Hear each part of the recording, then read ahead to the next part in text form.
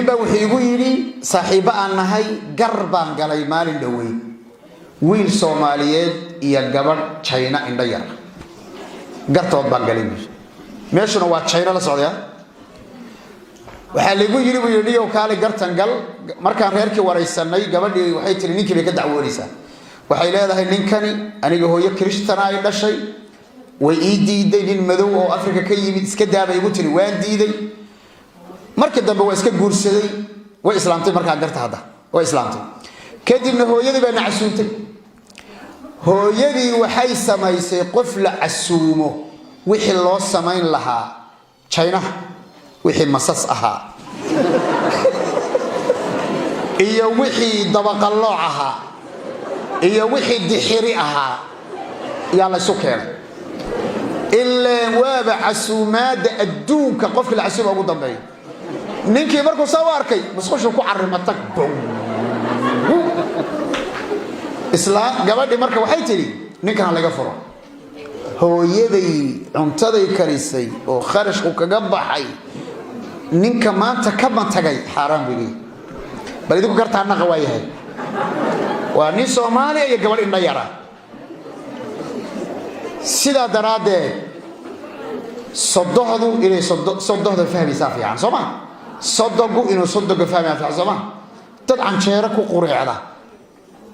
يا ضد مصصك وقرعة بس كميت بقى مركع عاداتكم مرة قاركود وحيلة خطرت هذا إليهم هلا نصعد إن شاء الله تبارك وتعالى هدي الله إلى هذا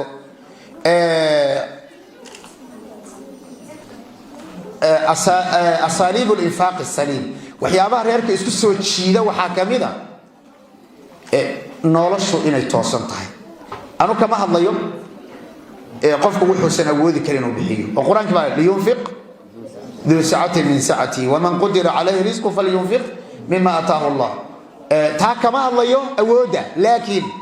wa inayna meeshi jirin bakhaylnimo wa inay jirin ragga arinta ku socota la socda wa inaan bakhaylnimo jirin ninku xaaskiisa wuxuu ilaahay siiyay wa inuu waasixiyo warsaasba haddii ay dhici weydo ninka oo haysta wuxuu reerkan ku nafaqayn lahaa oo reerku ku xaragoon lahaa oo reerku wax ku baran lahaa haddii uu ka bakhaylo furihi ma hagaagaya ya furihi ma hagaagayo sadaradeed waxa loo baahan yahay laba qodob baan maanta u baahannahay odaygu inuu gacantiisa furo war gabdhow nin bakhiila ma rabtaan idinku adduunka waxaad ugu nicibtiin waa nin bakhiila Soomaa laakiin qaar badan oo idin kamidna xoolaha waa iska daadadayaan saasba waa in ragga waxay keenaan guriga waa in loo tashiilaa gabadha waa in dhihi karto habiibi bishan waan haysanaa biilki oo maxaa dhacay saddexdii bilood ee la soo dhaafay biilki aadna siisay ayaan yaryareeyay saadaradeed bishan waxa weeyaan masaajidada iyo qaraabada yaan u dirno gabadha isma jira ما جبت سما لا gabadhu waa inay reerka u tashiisho nolosha hadaan labada laga tacaawunin marka meel adilmisana mooyee okay hadaan marka labada laga tacaawunin furaha waa halaabaya marka furaha waa halaabaya bimaana hadii ninkii uu bakhiil noqdo kalsoonidii ma soconayso hadii gabadhu ay noqoto ya gabdhaha qaar ba kulligood ma wada la socya maxaa la yiraahdaa at-ta'miim dhulm bay jireen waxba lama wada camime waxa weeyaan qaar baan u joognay dhahaya may odaygayga wa inaan lacagta ka dhameeyaa suusanaa kala u gursan waa inaan lugta ka jaraa taasi waa yar xaasidii ku jira Soomaa lama fiicna saas laakiin waxaad yeelaysaa caruurtaada u dane zawjkaaga u dane noloshu waxay noqon ma taqaanid ninkan caawa haduu lixdiisa lixaad qabo maanta maxaa soo aasmay gabadh ay bajaaj ku dhacay Soomaa hadda soo aasmay gabadh sidii noo kala soo kacday oo shaqaysanaysay yaa bajaaj ku dhuftay halka waxaan rabaa inaan risaalo oga diro maamulka iyo maayarka magaalada Boorame culumada iyo ducaada magaalada Boorame ogaasiyada iyo garaadiyada magaalada Boorame haweenka iyo waxgaradka magaalada Boorame bajaajlayda waa in go'aan laga gaaro siday u wadaan bajaajka waa in xad loo yeelo oo la yiraahdo qofka la arko bajaajka asagoo si u wada maanta anaga qubuuraha joogna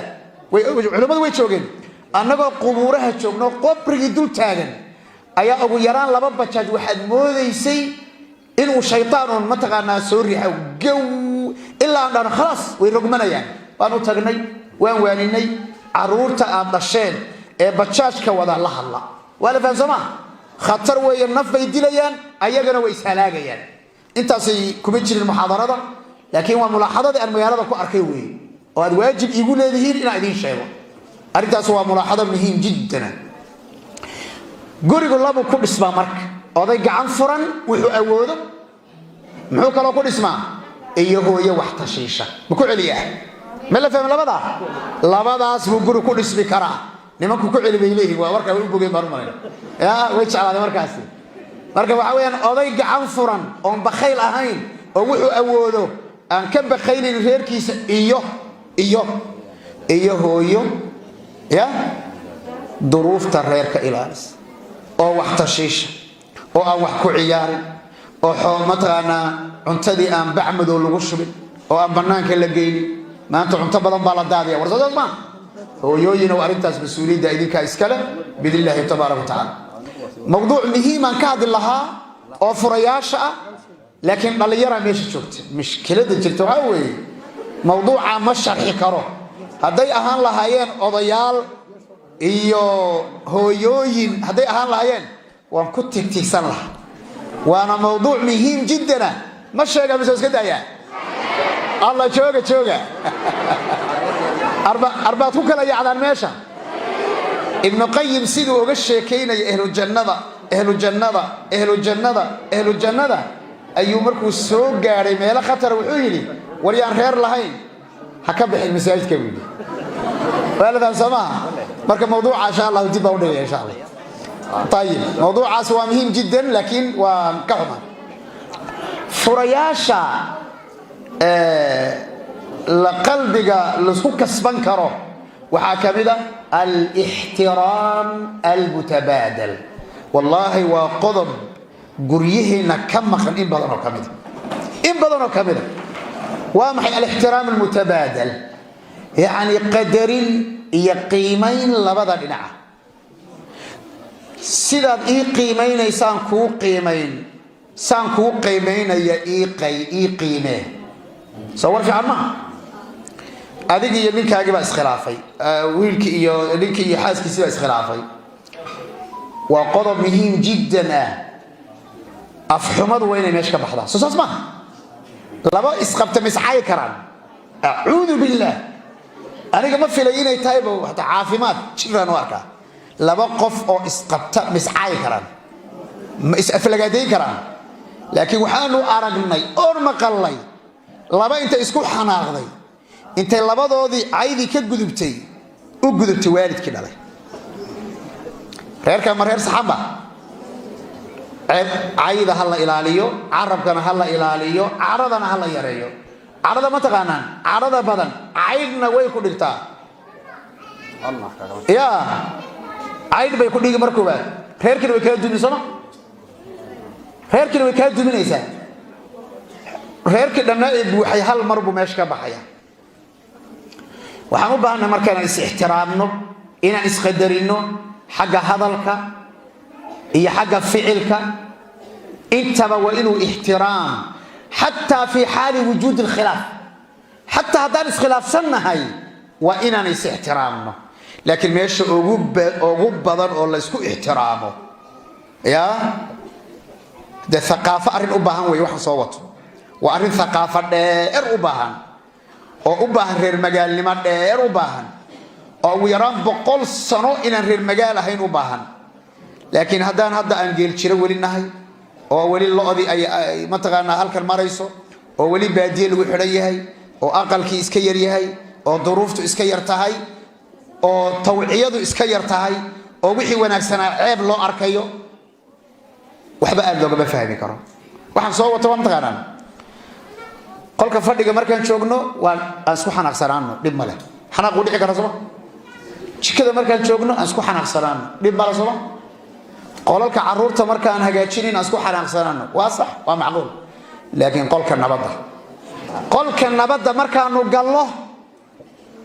xanaaqu waxaan leenahay albaabku ku haray sama albaabku haraya maxaa yeelay mar haddii qolkii nabadda iyo qolkii jiifka uu xanaaqu tago